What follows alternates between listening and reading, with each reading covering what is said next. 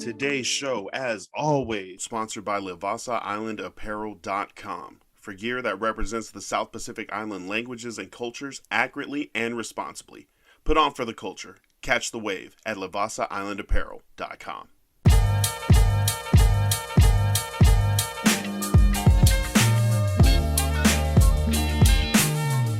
Welcome, everyone, to another episode of the Ballinesian podcast, sponsored, as always, by Levasa Island Apparel.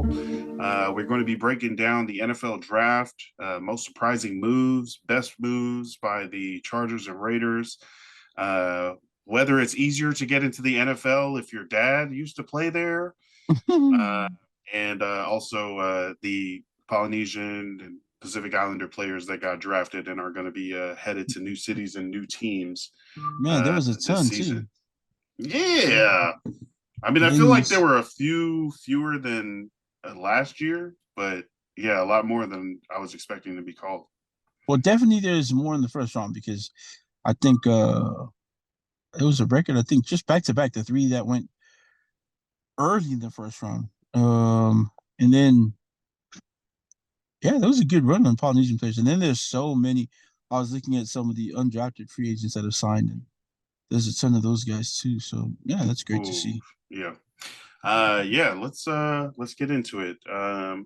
Again, sponsored by Levasa Island Apparel, www.levasaislandapparel.com. If you're in the Pacific Northwest, it might still be hoodie season sometimes, rain, cold. But the summer is coming.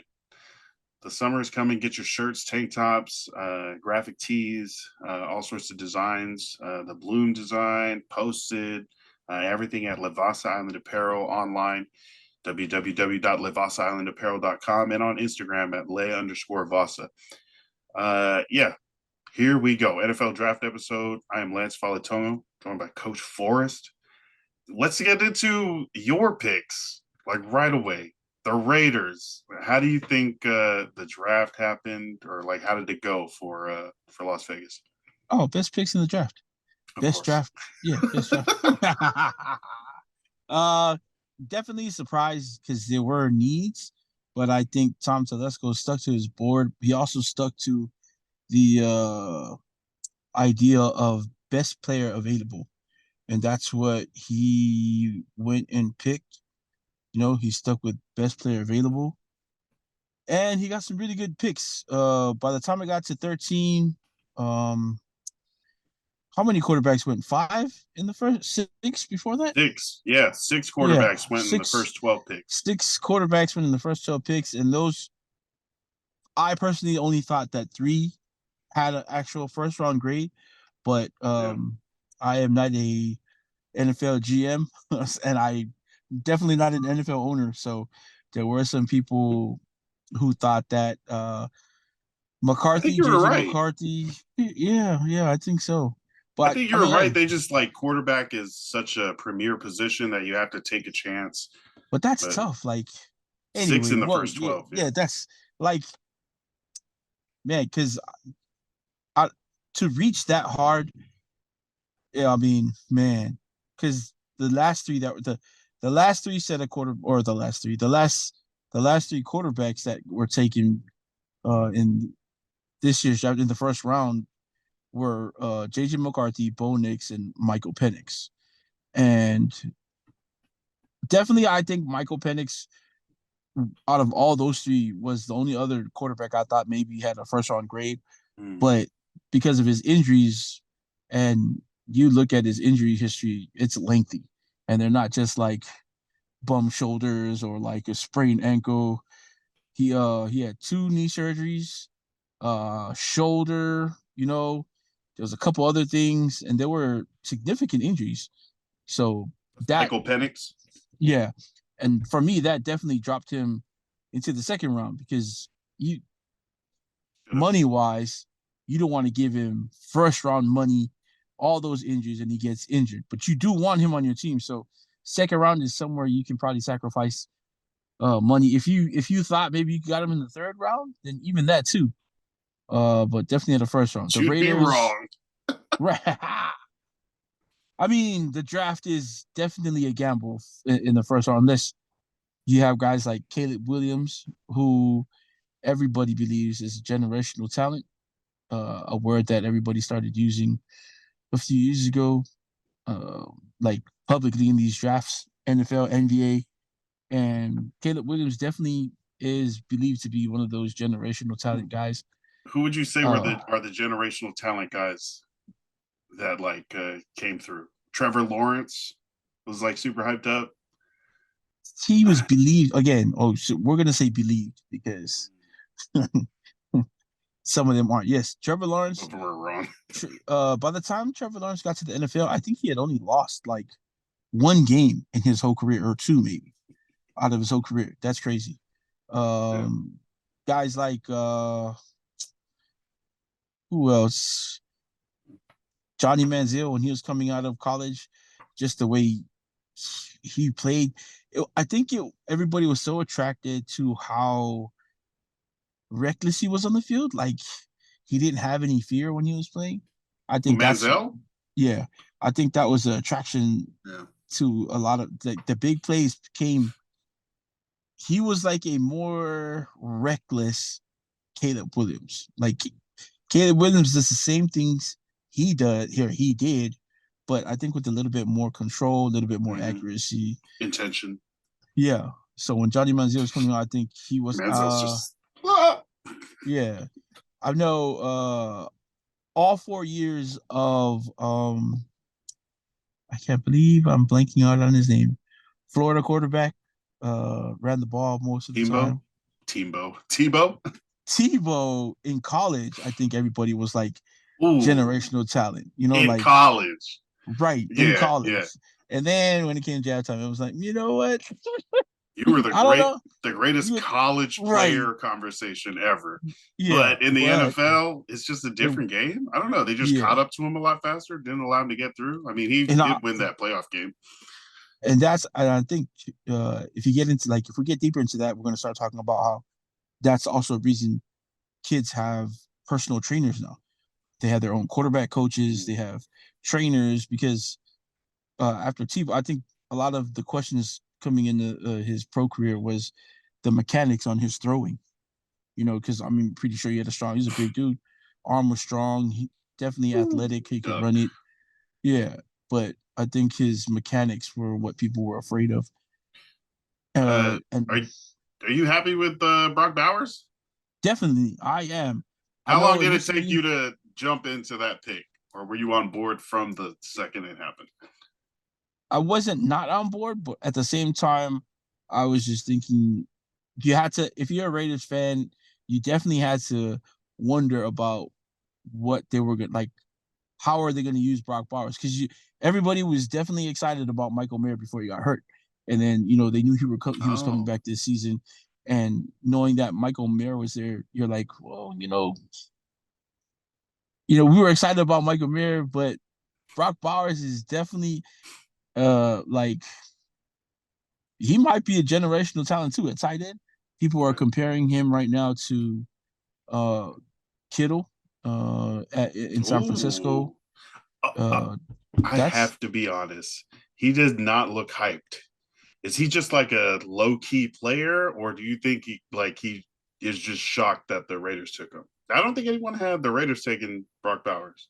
no, but they had a lot of teams ahead of them maybe taking him. Mm-hmm. Yeah. Chargers were one team that could have taken him. They were projected in a few mock drafts to take him. New York's another team who could have taken him because that's just another weapon to give. Um, Rogers. we're not calling him Rogers anymore. That's not his name. He's that shithead in New York. No, Vice presidential yeah, candidate. right, right. No, yeah. That's that man. That I don't know if they let Rogers have Bowers, that would have been dangerous. Yeah. Not that he didn't get another weapon in the draft this year. Um, yeah. Who's another team? Yeah, there were a couple teams slated to take him before even 13. And then if he got past like 13, had he dropped a little bit more, it wouldn't have been because uh he can't play or he's like a top 10 pick. It's because a lot of other teams were established that tight end, which is why Yeah. it was such a big surprise that the Raiders took him, because a lot of people had already figured Michael Mayer was the guy for them.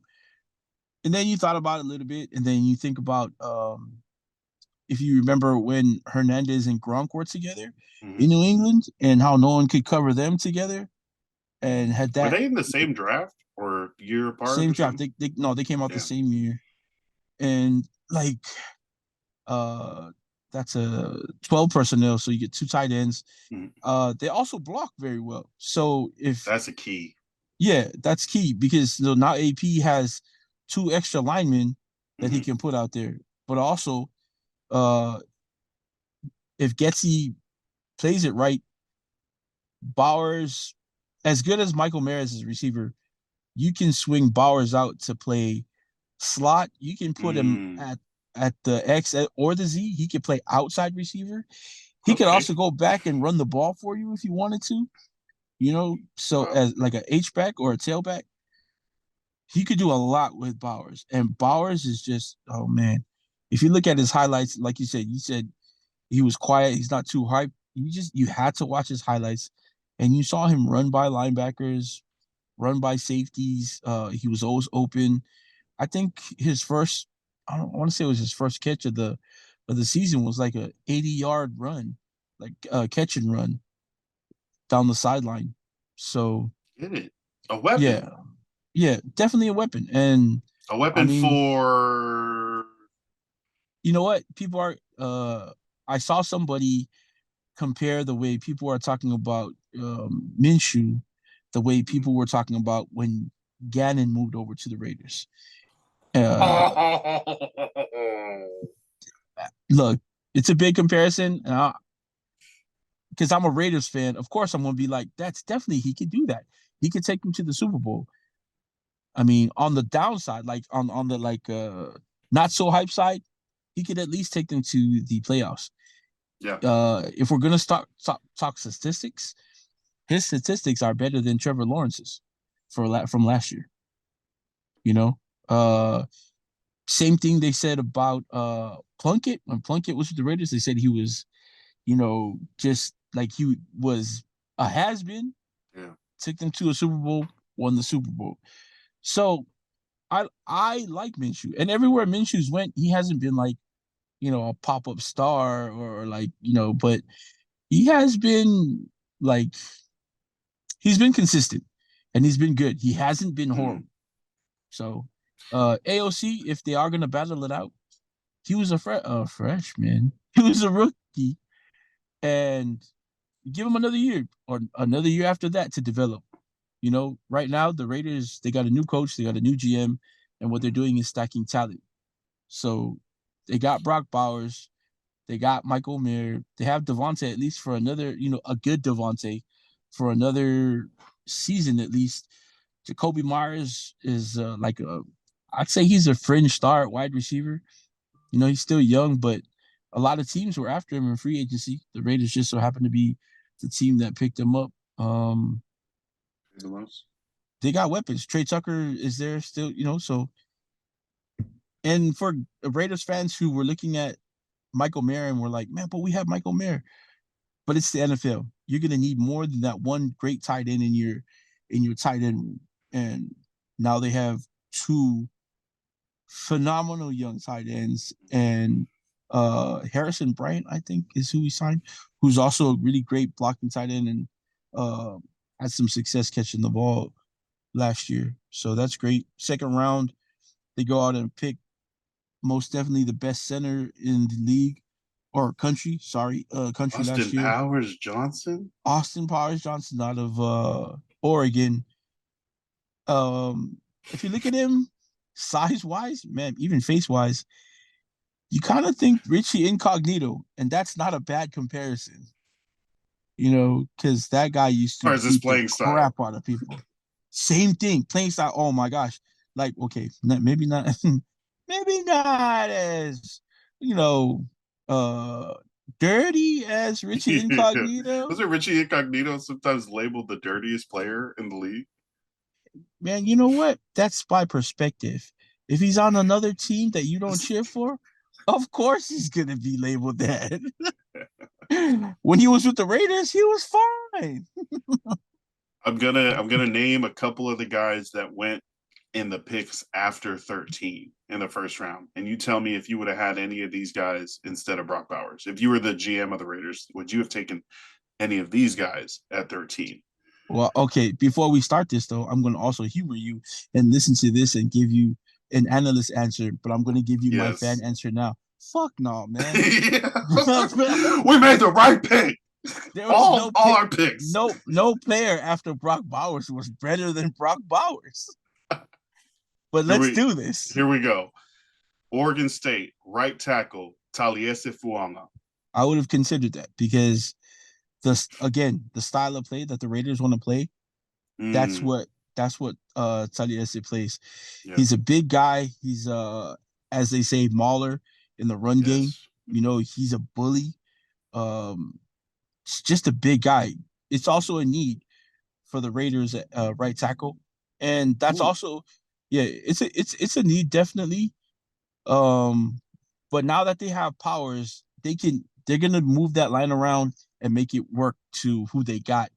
They'll be pretty good on the line, but Taliese would have definitely been someone that I would have considered taking at 13 if I was the GM, because not only one does he fit a need going into the draft, but he was also pretty much the number one tackle for a lot of teams. Mhm.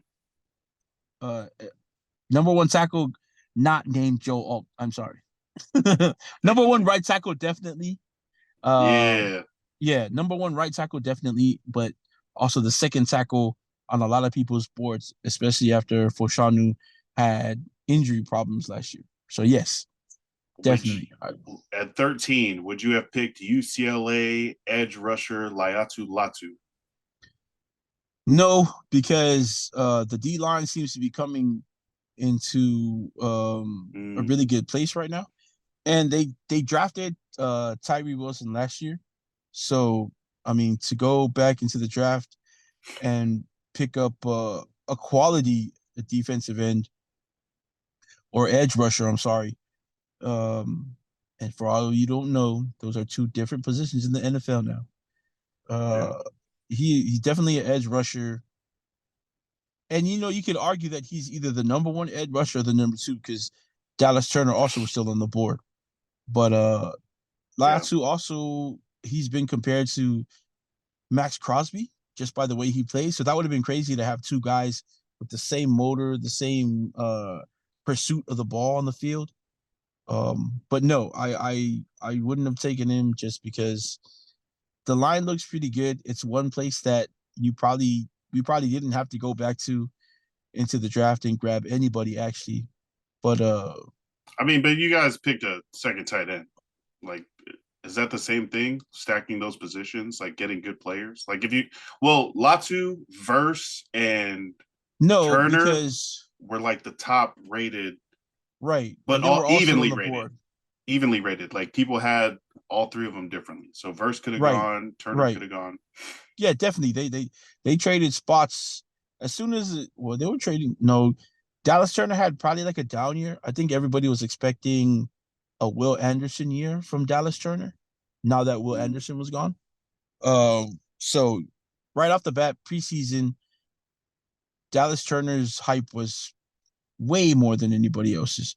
We're also not talking about a guy who we're going to talk about next year, Harold Perkins, who was probably even more hyped than the three of these guys. But damn. yeah, and then at the end of the season, all three guys were kind of on the same. Jared Verse made the uh bigger leap last year up the board, and then Laiatu this year, I think, kind of solidified where he was before he got injured. Before Oh, his that's neck crazy. injury. They told him to retire, medically retire. I mean, and that's the magic of the body and medicine that his spine was able to heal. You know what? Yeah, I mean, it's He's crazy. like, I'm gonna get a second opinion. I'm just gonna do Right, right. Like, it. you know what? I'm gonna wait a little bit and then I'm gonna go back and see if it here. And Nice. I'm gonna have somebody tell me. But it worked out. It worked out. Thank God that it worked out because one, of course, we'd hate to see anybody get hurt if they came back and it wasn't for them, but obviously it is. He's good for it, and now he's able to help his family out, himself out with his career, and he's just proven a lot of people right that were on his side. We're not going to talk about proving people wrong because we could do that all day long, but proving people right who is behind him and supported him, that's great. So yeah, he definitely made probably the biggest leap this year and put all three of them on the same part. Jared Verse had transferred from a smaller school, so uh he wasn't too well known. Like he probably was the best I guess defensive end, not even just edge rusher, when he transferred over in the transfer portal that year. So interesting. But no, so like you said, stacking talent, the D line and defensive ends in Las Vegas right now it's the position itself is talented, like it has a lot of talent. The tight end room for the Las Vegas Raiders had like maybe three guys. And then only one of Michael them Mayer, was like good. The rest of them I are mean, like replacement level, average, and then average. Michael Yeah, Mayer, yeah. So, and Michael Mayer was the one that everybody's like putting their hopes and dreams on for and now the he has someone foreseeable to future. share that And dream with. now, and yeah, exactly. And it has somebody, and people are like, well, I mean, that's two tight ends, but so now they have to block him or Brock Bowers, That's not him and Brock Bowers. They got to block one of them. yeah. There's no way. Because, again, it's by the numbers. So you go down, you pick up, say you pick up Devontae Adams. You want to double him because Yeah. he's Devontae Adams. That's the first guy you go to double. So now you have to worry about Jacoby Myers because Jacoby Myers is a veteran and he's Yeah. proven that he can play ball out there. Underrated. Yep. Right. Super underrated. Now, after that's done, now you got to think about Michael Mayer, who was amazing in college and then came into his rookie year, got hurt a little bit, didn't play the whole year. But again, the flashes that you saw from him, you thought, I personally think he's like a four man's Gronk, but, you know, around that. I like him like that. And then now you have another. So now you got to block him. Then you block him. And now you got to block Brock Bowers, who's closer Can to be Kittle. anywhere. Right. It's just the guy, I think he runs like a 4.4 or maybe even faster. He's gigantic Did you and say sub 4.4? he might run a sub 4.4. I'll check. He might run a sub 4.4.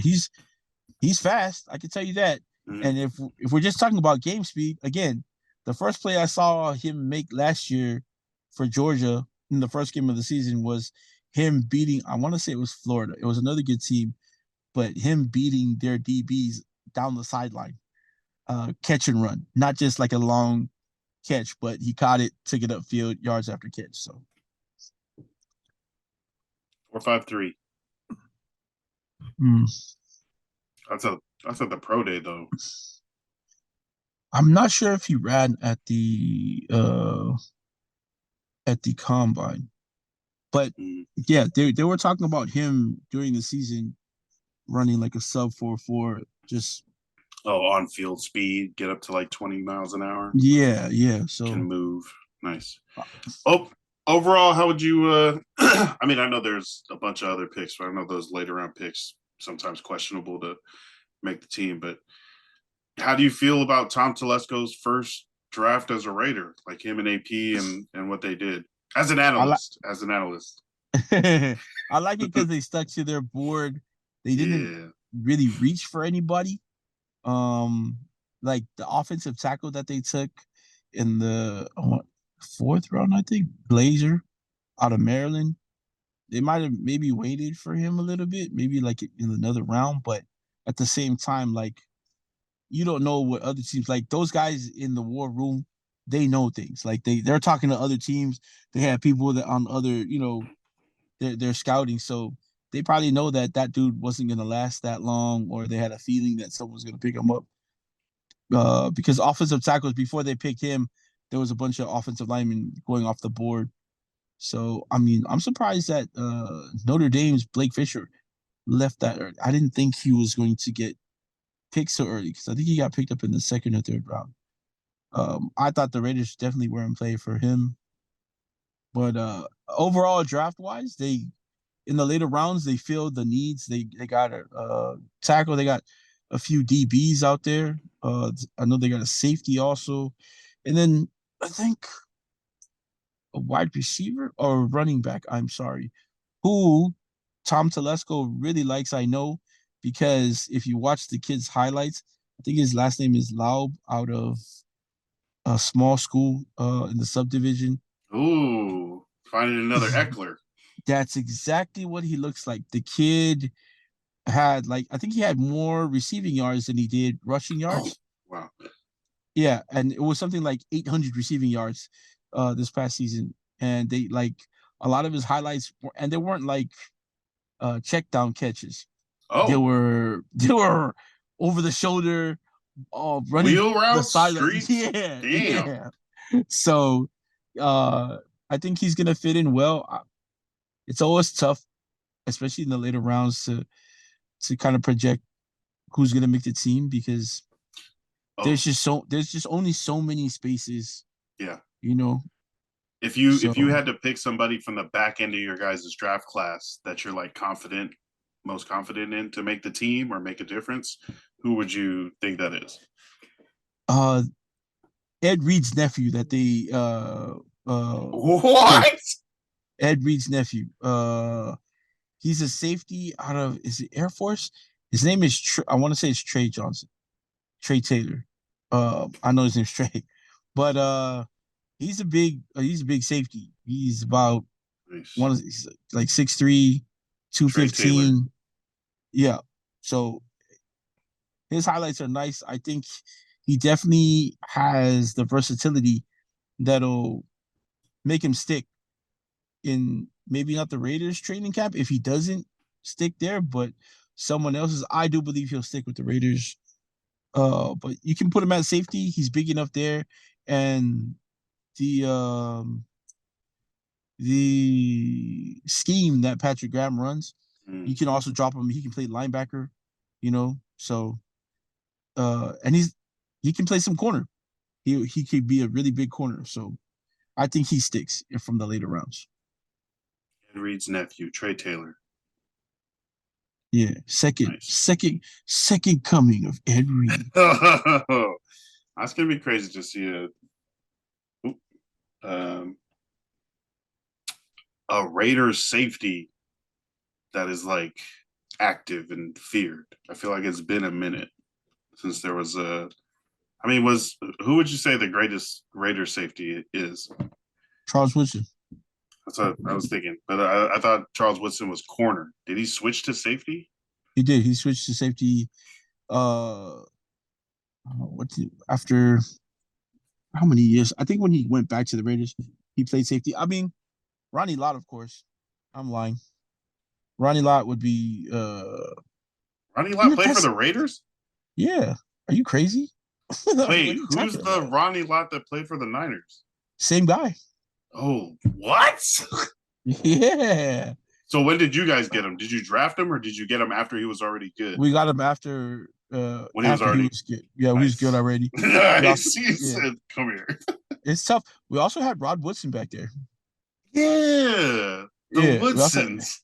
we had Rod Woodson, um, Casper too. I think he was more of a corner, but there have been some really good safeties and corners that have played in the Raiders backfield. DBs, yeah. A Yeah, lot of DBs. I'm thinking like that, that freaking middle of the field, Ed Reed, Troy type, Derwin James, like yeah, yeah, a roamer. That could be like a linebacker filling up and run support, or also deflecting passes way in the back. Someone that's all around like that. And personally, I hope you guys never find someone like that. Just selfishly for me, I don't want to deal with it. Uh, and I'm trying to make Justin Herbert's life easier, which I feel like Jim Harbaugh and Joe Ortiz actually kind of did. Even if it's not flashy, what the Chargers did this year, one, followed a blueprint for Harbaugh's plan. Two, got us within salary cap range. Like we were way over the cap, and after some moves and filling in with these draft picks, we are in a much better situation. We being the Chargers. So and the players we got are just gonna like hop in and do work. Joe Alt, freaking son Yeah, of look, a Kansas City Chief offensive tackle. look, man, y'all got the best offensive tackle in the draft, coming from the best school. Yeah, you can't go wrong. You can't go wrong. You pick someone from the best college ever, you know. So, I mean, I can't even be mad at the pick. I want to ask: is it because he's from Notre Dame that you think this, or what makes Joe Alt a good offensive tackle? Duh, because he went to He's Notre Dame. Nah, huge. nah. This guy's like six He's seven, six big. eight. Look, when the kid coming out of high school, again, we talked about this before. They rated him a 3-star. Got onto the field because the other tackle from Notre Dame who was drafted, Blake Fisher, went down.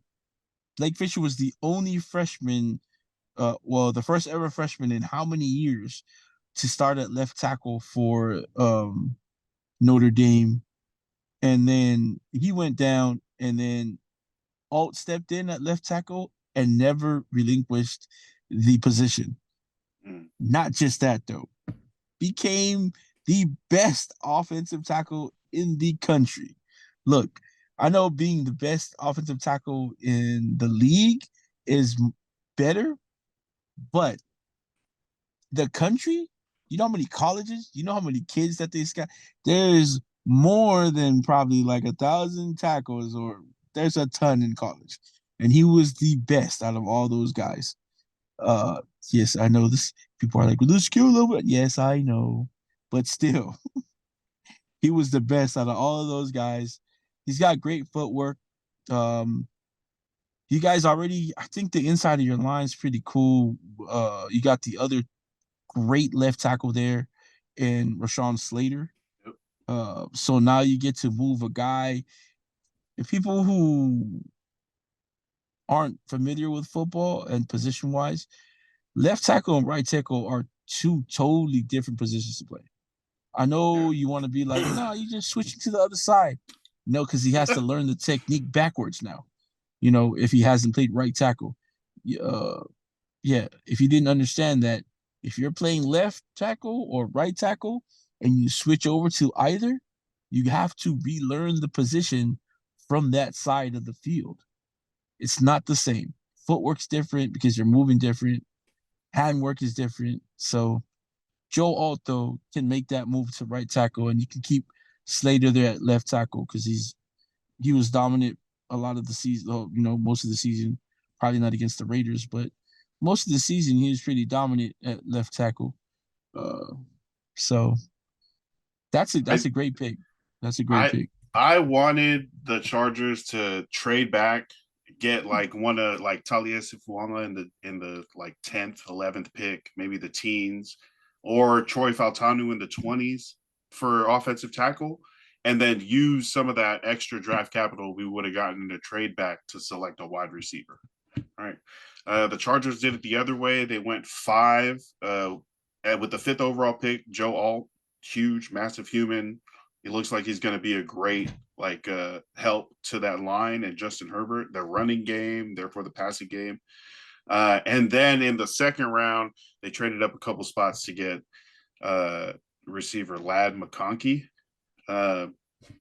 I don't really watch college football like that, right? So for me, the draft is my team getting players that are play positions we need and to come in and compete. But after like the second and third, I mean, I would be honest. After the first round, the name recognition gets a little tougher for me. But Definitely, yeah. do you know McConkey, like the Chargers wide receiver pick? Have you heard of him? Like in the coming up? I mean, crappy pick. Crap. No, I'm just kidding. Uh, actually, he was pretty good this past season. He was one of the better receivers in the country. It's hard. Like, not sorry, it's not that hard. He didn't really get recognized as much because you had guys like Rome Odunze. Yeah.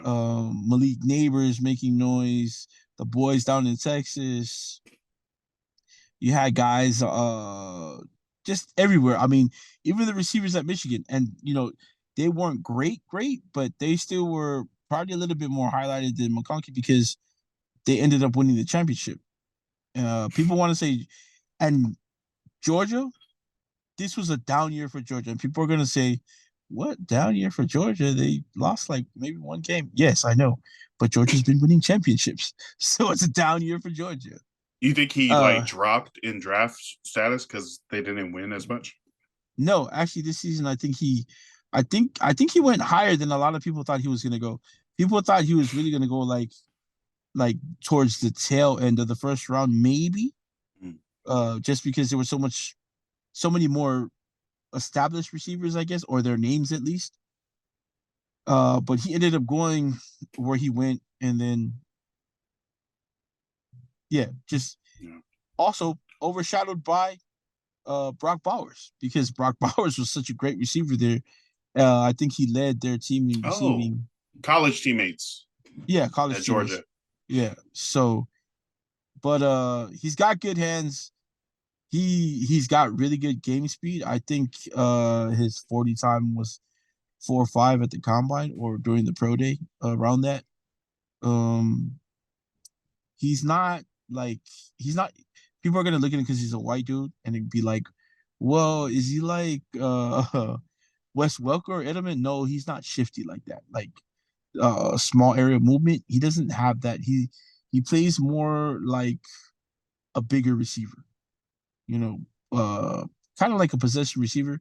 He knows where to be. He knows how to get open. He's got really good hands. He's also got really good game speed. So I think that was a good pick. That's a solid pick for the Chargers. He'll make an impact. Yeah, and But especially in a wide receiver room that only has Quentin Johnston, Josh Palmer, Jalen yeah, Guyton at the top right yeah, now. He's he's got like some yeah, people are saying he's immediately stepping in as possibly the de facto number one receiver, and at the like minimum, he's coming in as the starting slot receiver. So I yeah, mean, exactly. I know we needed a wide receiver. I wasn't thinking 6 foot like undersized receiver, but I mean if he's blocking, if he's out there, playing smart, then I think this will be great. But again, I didn't see much of Lad McConkey college highlights. For the third pick, Harbaugh got Michigan linebacker Junior Colson.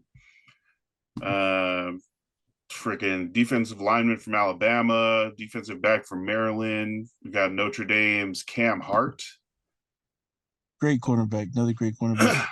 Probably should have went in the first round, but there's a bias Haters. against haters.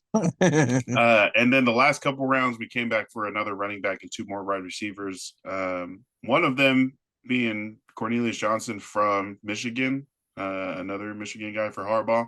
But then the second to the last pick was USC's Brendan Rice, son of Jerry Rice. So I'm if towards the back of the draft, if someone's gonna catch on with this roster, having seen Brendan Rice, I would hope it would be him and just like Yeah, good hands, long, can go. Um, yeah, so that's who I that would might pick. be like a really great value pick. Not just like Yeah. like if we had to give out awards, like you said, you wanted to know who you thought at the tail end of the draft who would stick around. You chose him.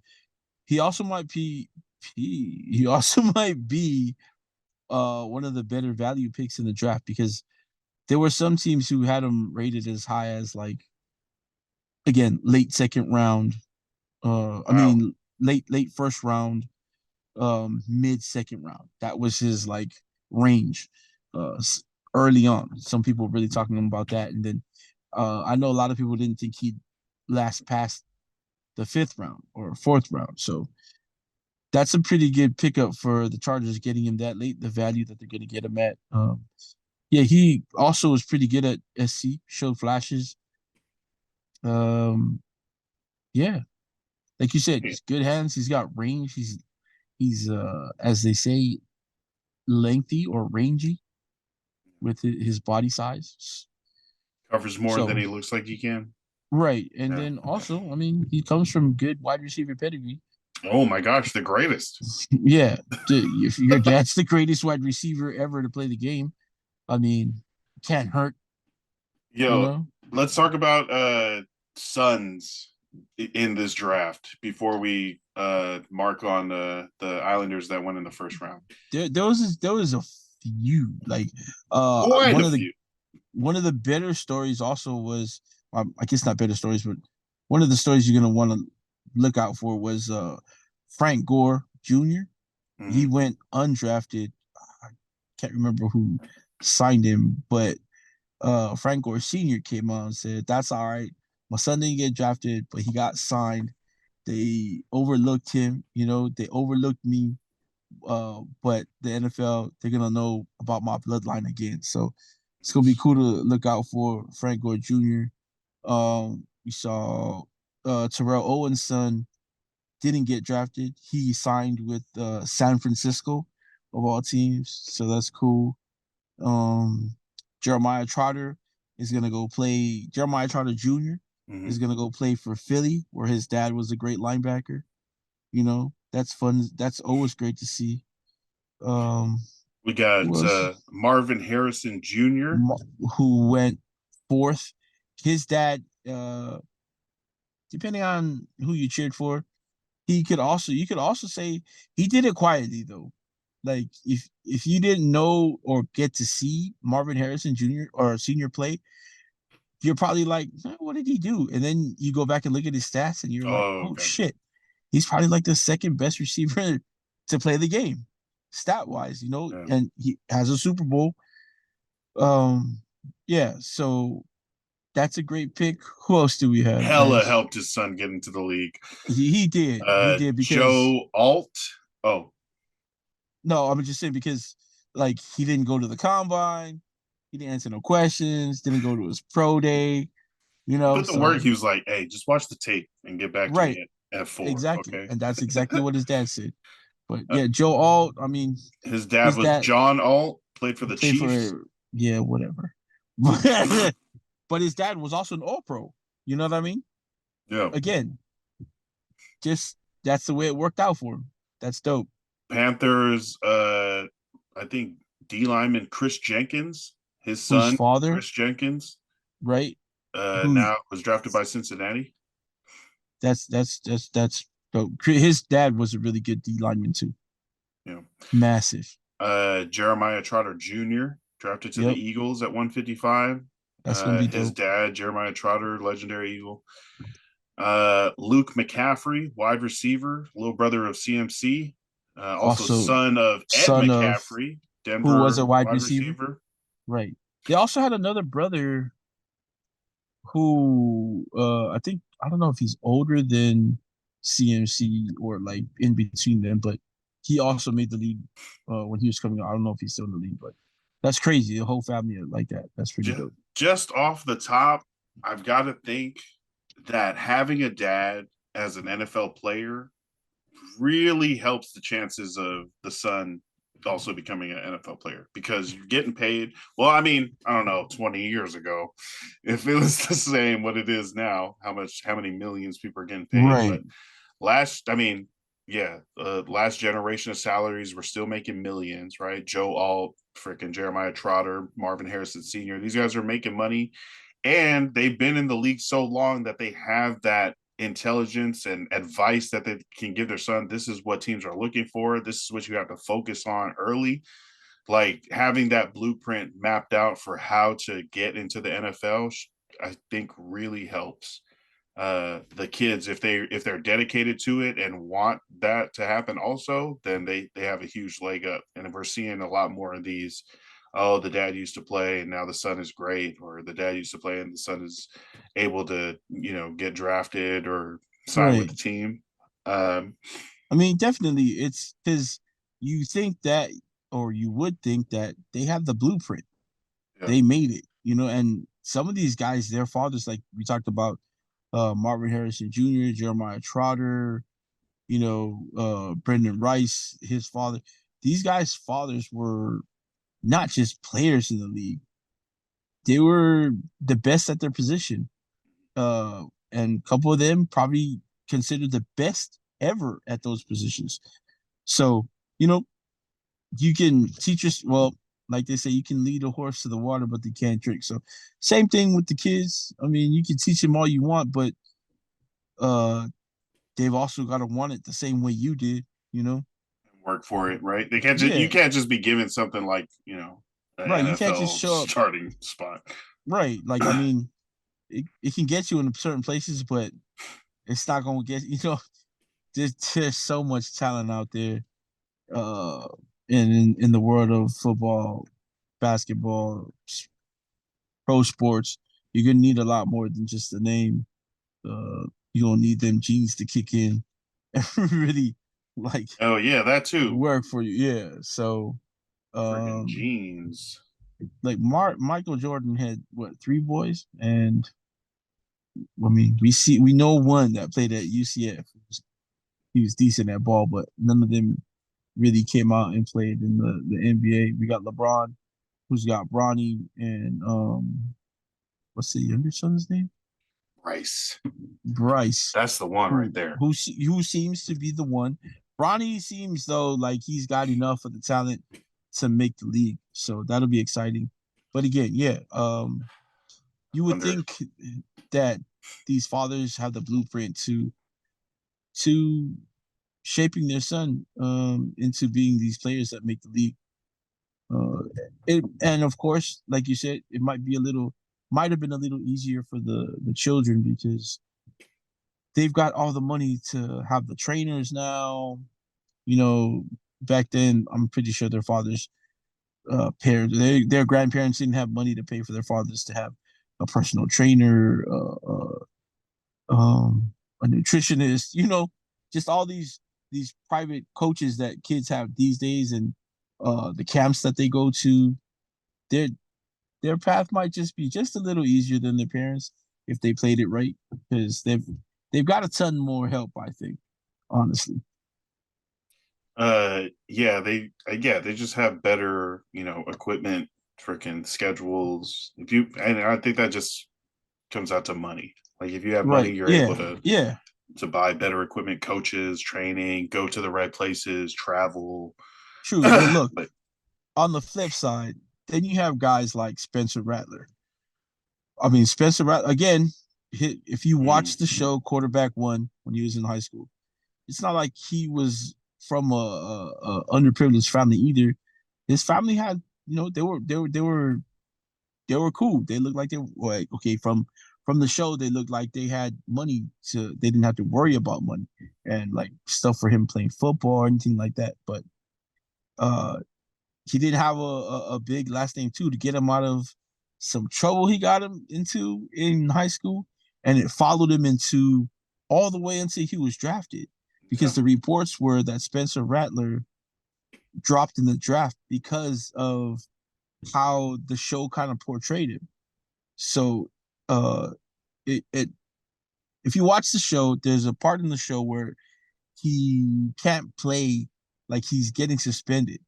And then part of that time, like um they're trying to play it off like he's hurt. That's why he's not playing some of these games, like he tweaked an ankle. But it later comes out also in the show that he got suspended for something stupid, and they couldn't say it because of an NDA agreement. And so you never found out when you were watching the show what he did, and he ended up being able to play his senior game and uh, I think a couple more games of his senior year before he got to Oklahoma. And then he got to Oklahoma, and then again, more off the field issues because Caleb Williams got there and took over, uh, which was crazy because Spencer Rattler led them to the Big 12 championship the year before and had a really great season.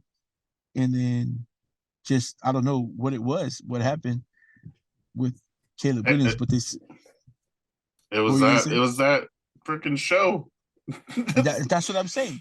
And so it just followed him around, and the consensus about people who scouted and a lot of the coaches, some of the GMs was that he had a bad attitude because he was like a dick on the show.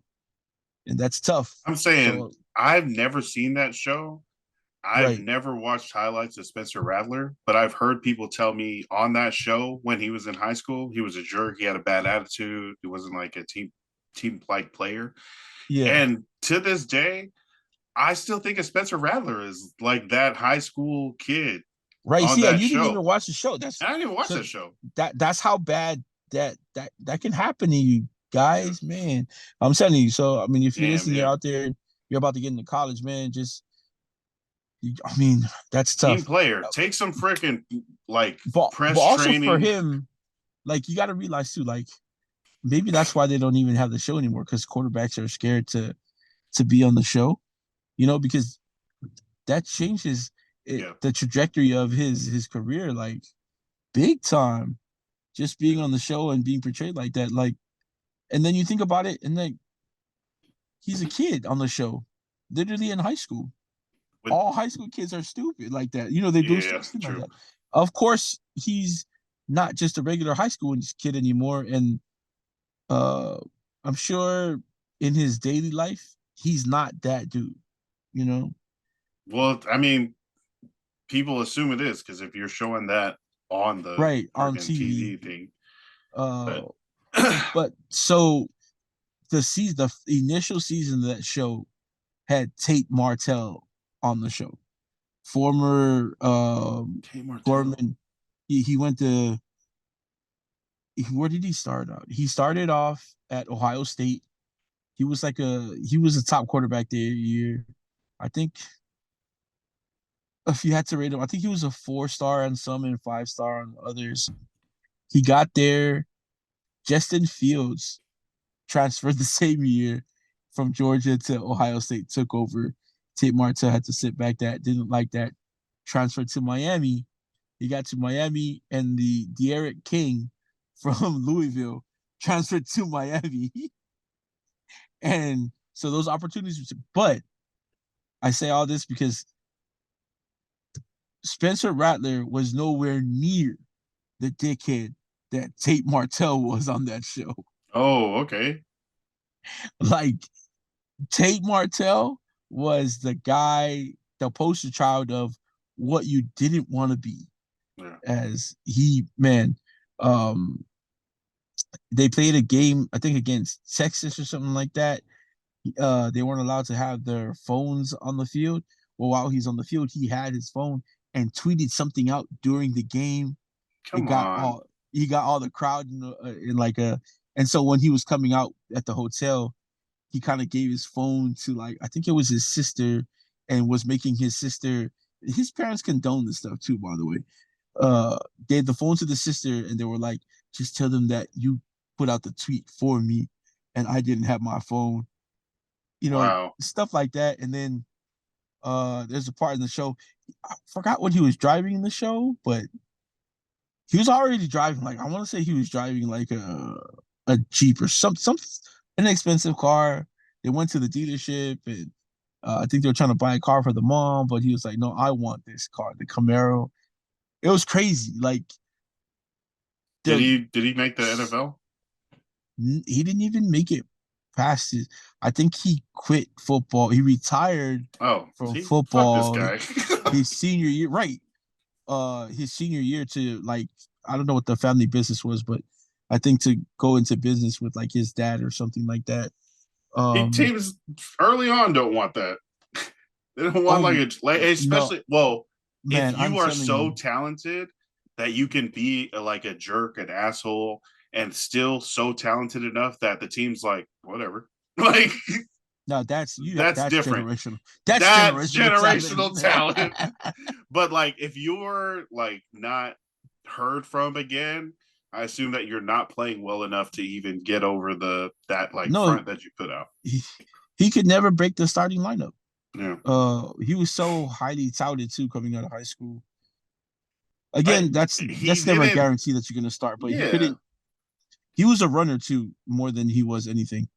Oh, Um, okay. but he was at Bishop Gorman for their rise to the top. Like I think he was like their first really superstar quarterback because they've had a few there. Whatever. But yeah, I wish they had it still on Netflix, but I think they took off the first season. If you can find it somewhere anywhere, please watch Quarterback One first season and watch Tate Martell and watch Not How to Be Yeah, don't Ever. watch. Watch Yeah, how to not do it. yeah, If you're a up and coming quarterback or football player, that's not. right. But you know who did do it right, man?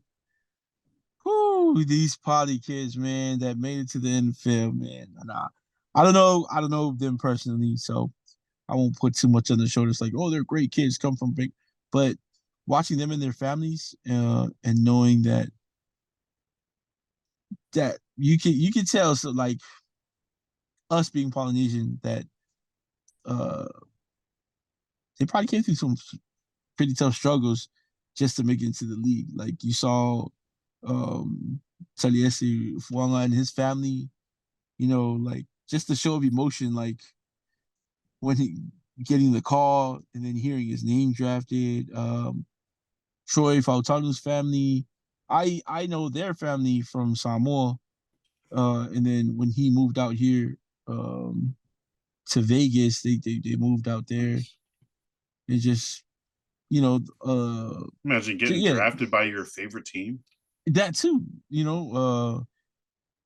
what? Troy Fautanu really belongs on the Pittsburgh Steelers. Yeah. That's I don't know other team could have drafted him. And then Wait, I was so talking those first ones are Taliese Fuanga at 14 to the at Saints, 14. Yep, uh, Latu at 15 at to the 15, Colts, back and to back. then Troy Fautanu at 20 to the Steelers. Those were the Yeah, first round Islander players that went. and that's high, man. I mean, we've had Yeah, higher, but like, and then all three, and then the back to back 14, 15. It's amazing. And that was dope. I went to the bathroom Taliese, for that, and I came back. I was like, 2 in a row. What the right, fuck? two I in a was row. waiting.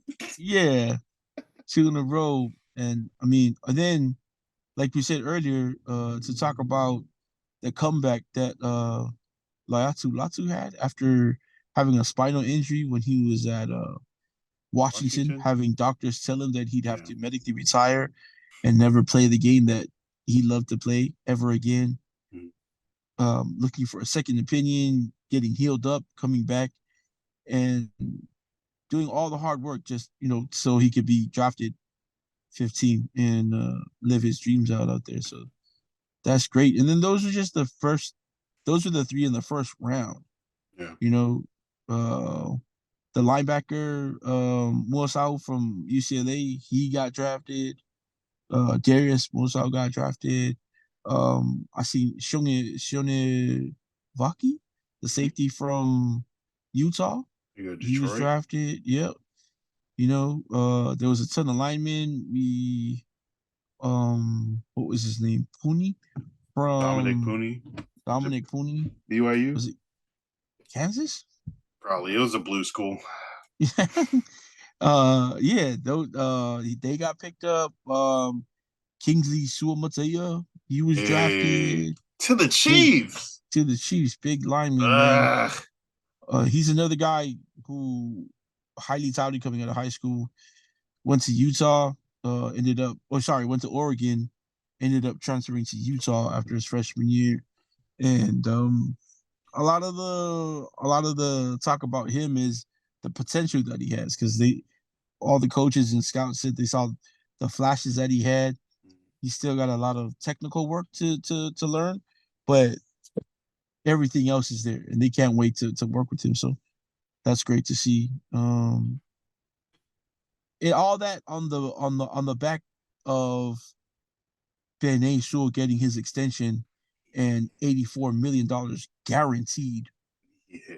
Highest paid So offensive lineman in the league. because he's the best offensive lineman in the league. Right. Like, man, just yeah. So that's crazy. And then Maris Liufau from Notre Dame, drafted Yeah. by Dallas. Ugh. Yeah, that damn it. Of Like all the teams. Dallas got a good one, but fuck. Uh, yeah, so I mean, It's it's dope. gonna be, man. Yeah, I mean, it's only the draft, so now we gotta wait again for Mhm. some actual like Training camp, get in there, some yeah. action, some on the field, see There's who's gonna rising, yeah, who's taking over there's gonna be a lot of rookie mini camps starting. soon. Yeah, soon. So that's good. Yeah, Fun. Of all the Islanders that got drafted, are there any that stand out to you as like a good situation or that you think will like pop in year one? man, Troy Fautanu. Mm. Because the kid can really actually play tackle. That's where he played in college. But I think they're gonna move him inside, and that's gonna be Yo, devastating Fautanu and for Somalo D as your tackles. guards.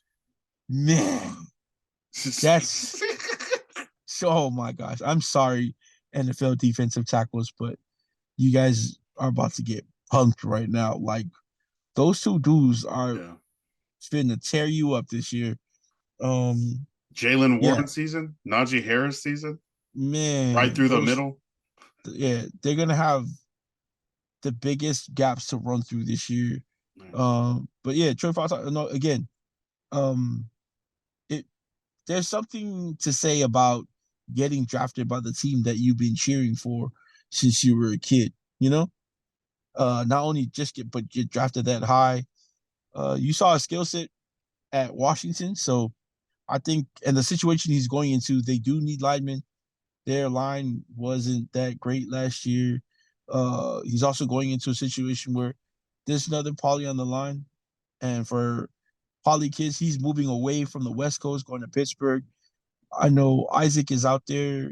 He's probably got some friends, but he's also not from out there in Pittsburgh. So for them to be together, and Troy going out there and Yeah. having another guy, Polynesian on the team, it'll make the transition a little easier. Well, I mean, that contract's going to make the transition a lot easier. But, Yeah. uh, Oh, that's my uh, job. yeah, right, All right. exactly. Cool.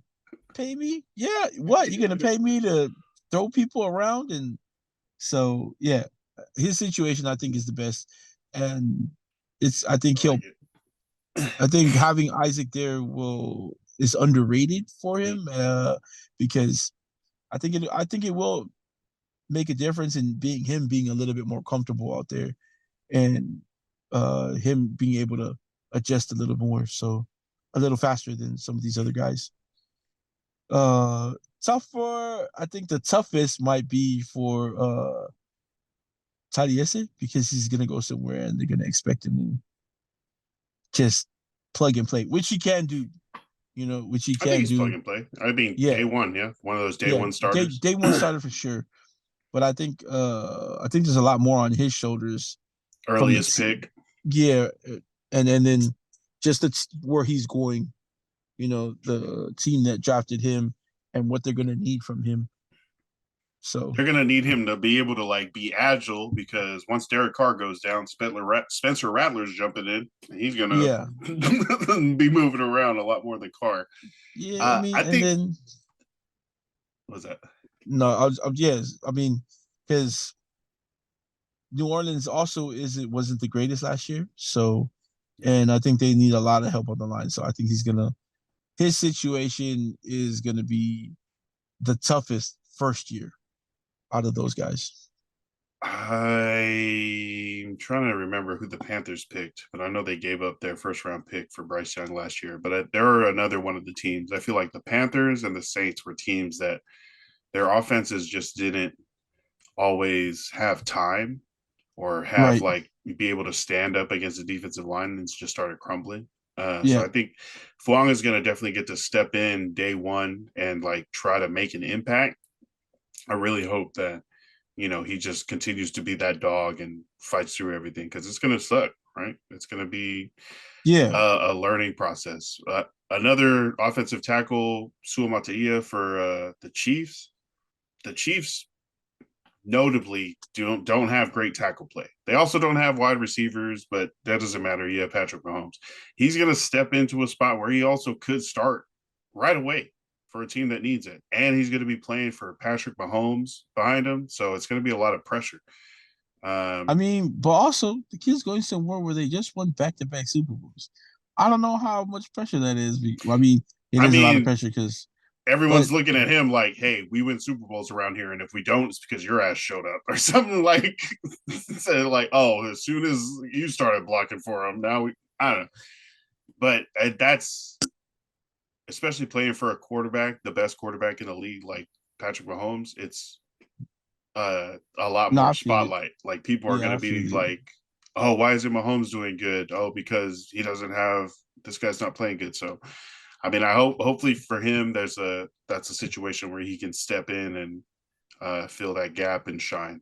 Hey Uh, man, I mean, to his credit, the receiving core is pretty fast. I seen a meme. It had Woo! what Hollywood Brown runs like a 4.2. God, they got Hollywood. They just drafted the dude from, is it Texas? Xavier Worthy, They got 4-2-1, 4-2-3. and then Shaheen Rice, who runs 119 miles, as the meme says. Drives 119 miles an hour. We'll So, see. so Yeah, some people were saying they got a wide receiver because he might be suspended for a couple games. I don't think that's. I mean, I don't think that's why they made the pick, but they definitely uh, traded up with the Bills, which I thought was surprising. I think even if he's doesn't get suspended, it's not that. It's because he might spend days in jail. So Oh, okay. yeah, he might spend some time in jail. So, but yeah, I mean, either way, they're gonna have whatever he gets back. They'll have three speedy receivers, and they'll have Kingsley to buy them time so they can get open out there and run by everybody. Nice. That yeah, that's just a little bit of the draft knowledge and coverage that we have for you. This month we'll definitely be keeping an eye on how the depth charts and training camps and special camps and rookie camps and everything gets going, gets started. Right. Uh, Roger Goodell is talking about an 18 game season.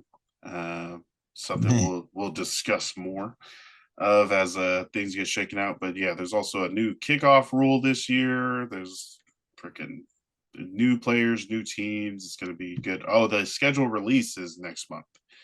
That's just the gonna be next. exciting. That's the next And thing. then you still have guys like Stephon Gilmore who hasn't been signed yet. Um, and some of these guys are older, so I mean, but there's still guys who'll be able to contribute a lot on the field. Beckham isn't signed yet. Odell Beckham, ODB, he's not signed yet. Who? ODB, Yeah, Odell Beckham. OBJ. Uh, That's good. no, Oh, dirty bastard. yes, exactly. We should go ODB. That's better. Odell Beckham, man. ODB. Uh, who else? Dalton Reisner, who's a lineman. There's a lot of teams who need experienced linemen. He's still not signed. From Denver. Xavier Howard, a cornerback. If your team's looking for a cornerback, he hasn't They're signed out anywhere there. yet. If you're looking for a quarterback, the shitstorm that was in Tennessee, he hasn't signed anywhere yet. So, I mean, yeah, There it is. there's tons. Uh, Before we go, any shout outs this week? Man, shout out to the GOAT, the GOAT from Tennessee all the way to Las Vegas. She's retiring this offseason, just announced it. Uh, Man, CP Candace Parker, man. Shout out to her. Hopefully one day you'll listen to this exact show and hear this and be like, oh, cool. Cool. Yeah. why But is she yeah, retiring? Did you see why? she got hurt last season, and then I Yeah. guess her and her wife, I know they don't have a newborn, but they did have a child not too long ago. So I mean, there's that. She's made She's money. like, She's I want played to hang out with my overseas. kid. Right, right. I She's get it. also she has an older daughter already from before that marriage. Um and then I mean there's a lot of great things that she's doing off the court that she could probably turn her time to. She's a little in basketball terms, of course, sports terms, professional sports, she's a little older, so the injury, maybe the recovery time took a little toll on her, and you know she now that she's actually walking out of a boot, you know maybe she wants to save her body a little bit, like again, for her kids and being able to do stuff outside of that. But she's still a big part of basketball because she's on is it NBA today that she's on with she's on there with Shaq and Ernie and Kenny and Chuck. She's a regular on there. Is that Uh, TNT? yeah, TNC. And then she'll do like a lot of analyst stuff. But who's to say she's not gonna play another season in Europe, maybe where they pay her like 10 times more money? But she Damn, she yeah, still huh? has she still has a lot of stuff going on again. But I think her main priority right now probably be her family. So uh shout out to her because yeah, man. First, I mean, even in the men's league, she first person I ever knew to win Rookie of the Year, MVP in the season, and then MVP of the finals, and win a championship Damn. all in her rookie year. So, yeah, shout out to you, Candace Parker. Also, one of my biggest crushes ever. But hey, whatever. CP. Yeah. So, yeah, good vibes to you and your family. And well, Started guess we'll with the see you on Spark, right? CNC. Started with the Sparks. Started with the Spark. I know she played for the Sparks. She played for the Sky in Chicago, and then She's ended from her Chicago, right? right, and then Yeah. retiring right now with the Aces, where she also won one more championship. So, I feel like she was the last piece of the Avengers going to the Aces. Like that was crazy yep, having yep, all the superstars. yeah. And now they're just getting better. They still got Aces there. They got Kelsey Plum. They got my personal favorite Chelsea Gray there, Jackie Young. GG. So I'm Nice. pretty sure she'll still be a big part of the Aces and the rest of the WNBA. There's no way she can't be. She's too great for the game not to be still a part of the game. So yeah, shout out to Candace Parker and shout out to all the Notre Dame players who were drafted, not just the poly players like we said Maris Steelfowl, but especially him, Audric Estime, who was probably the best running back in college last year. He got picked up. He's going to Denver of all freaking teams. That hurts my soul. But and then Joe Alt again. It'll be great to see him Twice a year. twice a year. Be So, able to keep but track of him. yeah, man. So yeah, those are my shout outs, man. Those are my Nice. shout outs.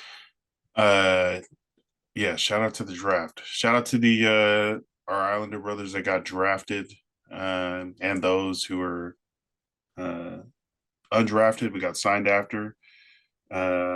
Fuaga, Latu, Fautanu. We also had Jonah Laulu to the Colts, Kingsley Sumatia to the Chiefs, Jonah Ellis, Devon Vele to the Broncos, Dominic Pooney to the Niners, Marisley Flau to the Cowboys, Sione Vaki, Cowboys. Giovanni Manu to the Lions.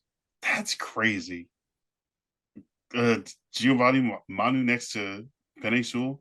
Yeah, Uh, can yeah, Satawa Laumel, Seahawks, and Darius Mosau to the Giants. man. Out there, like it taking the next step in their journey is something they've like really focused on and worked towards. And now they get to freaking start all over, right? As a rookie in the Right. National Football Football League. league. So shout out Like to y'all for all the hard work, the families, the friends that helped you get there, and the support systems that you were able to use to fulfill your dreams. But yeah, right, just yeah. step one of that dream. Latu Latu gets to go to Indianapolis and play with the Uso. Buckner, Yeah, that's cool. yeah, You know, kid out of Wide Eye, not a kid, but dude out of Wide Eye, gets to play with Laiatu. That's gonna be dope. Man, it's gonna be be cool fun to to see see their names which out one there. of them's are like teamed up with other Islanders and Yeah, yeah, that Islander kind of presence and shadow growing. And like, oh yeah, yeah. Samoan Tongan, like, yeah, we know all of them. It's gonna be dope. Yeah, that is our NFL draft review recap episode. Definitely thank everybody for listening. Don't forget to check out Levasa Island Apparel online, www.levasaislandapparel.com. Get your tank top shirts. Check out the different collections that they have. If you're in the Pacific Northwest, grab a hoodie because it's freaking randomly going to be 40 degrees out here for no reason. For no reason. Just like be summer already. What are you doing? Know.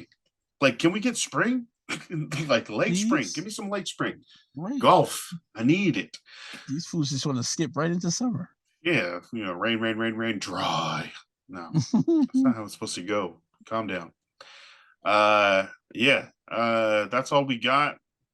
Shout out to Forrest. Appreciate you for being on. Talking Raiders draft picks, NFL draft picks, everything we got going on. Thank you everybody for listening. Appreciate you guys for tapping in and hearing what we have to say about different sports. Appreciate you guys. Check us out on YouTube, subscribe to the channel, and also follow us on Instagram, any of the socials, and also on Apple Podcasts and Spotify at Ballinesian. That's all we got. Thank you everybody for listening. Stay hydrated, stay blessed, stay balling. Love and light. Peace.